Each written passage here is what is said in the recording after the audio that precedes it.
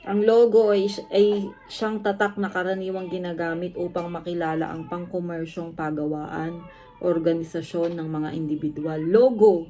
Logo sa damit. Ginagamit ba yon? Tama ba yon? Mali. May ginagamit po yun. Oh, tama o mali? May kunwari po may PE uniform. Oo, may logo kayo. Yung school nyo may logo. Di ba? Opo. Oh, eh di tama. Tama. Ang gato mo yun, tinong mo eh. Ang ganyan mo yun. Ano po? Ayun ang ganyan mo.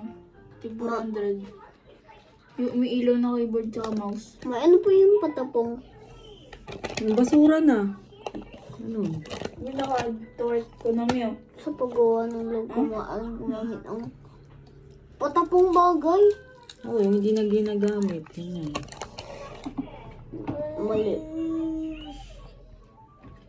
Ay, mami, tama. Kasi mami, mali mo po kami. Meron na pong hindi pong ginagamit na printer. Mami. Ano yung 608? Yung ano? 680. Talaga si kuya. Number 17 na.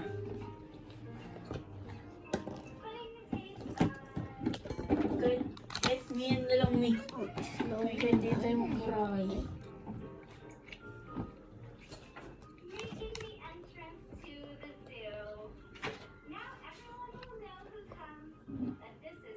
Ang slogan ay ginagamit. Slogan ay ginagamit upang tama, mami. Number 17. Stencil. Tama po. Mami, ang colored paper ay isang hanggang.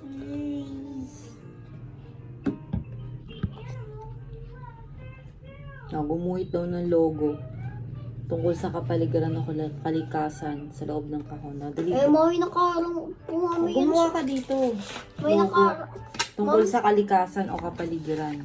Yung idea mo lang. 'Di ba yung school nyo may logo? Oh, parang ganun.